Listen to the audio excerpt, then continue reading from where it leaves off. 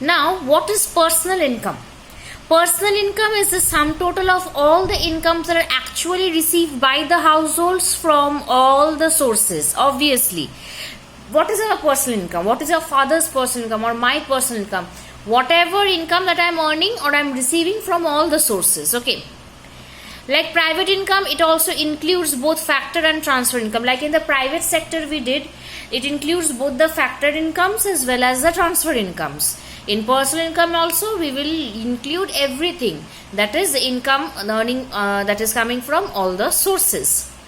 Now, private income does not include corporate tax and retained earnings. Okay. Now, private income belongs to private enterprise and the households.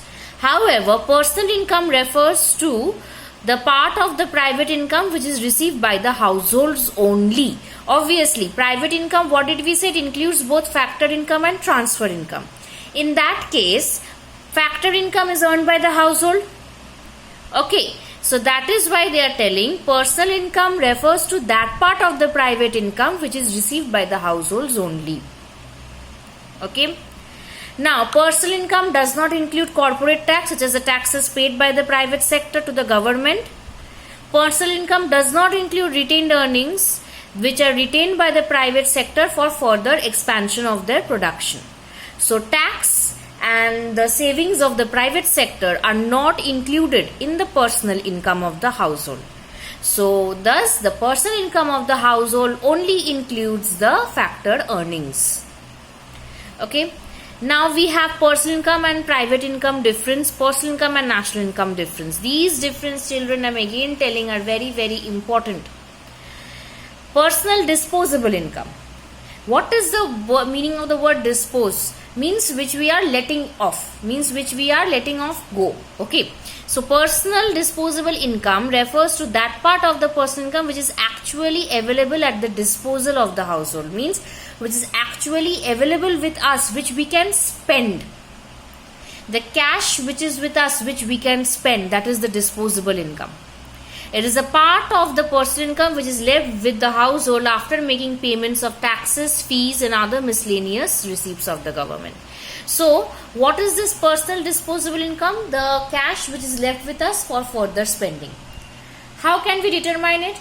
After our personal income, after deducting taxes that we have to pay and other things which we have to pay, after deducting that from the personal income, we get the whatever left over is there with us, we get the personal disposable income.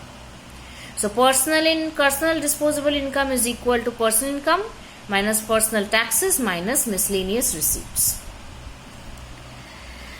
Now, this is a table that they have given. National income, see two branches, one branch, see private income, personal disposable income, personal income, private income, national income. So this table is a sum total of the whole thing. Okay. Now the last thing that we will be doing today is national disposable income, net and gross. Now, national disposable income refers to the income which is available to the whole country for disposal. It includes both factored income and transferred income. Okay, it is also known as the net national disposable income. So, personal disposable income was the cash which was with us which we could have spent. Now, national disposable income, the same thing. So, national disposable income means the income left over with the country to spend. Now, national disposable income, what is the income of the country? That is the indirect taxes as well as the transfers from abroad.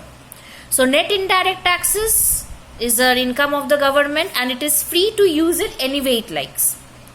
Now, transfers from abroad, that also the government can use or the country can use any way it likes. Okay.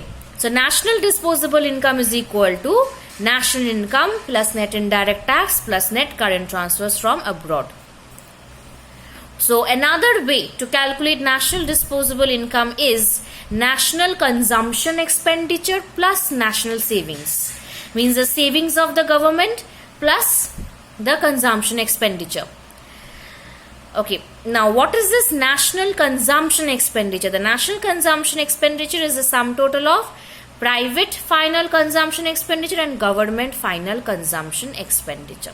Sum total of these two. So you can use this one. You can remember this one. Okay, any one you can remember.